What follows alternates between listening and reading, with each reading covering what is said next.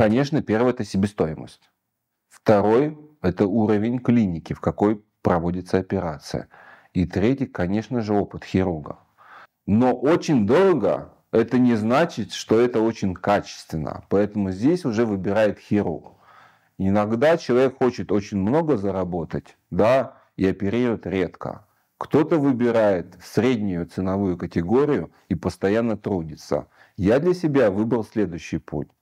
Я сделал более доступные цены для того, чтобы дарить красоту. Потому что сейчас у меня работоспособность высокая.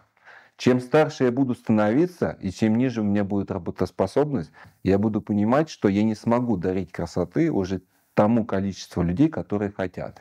И, соответственно, стоимость будет возрастать только для избранных.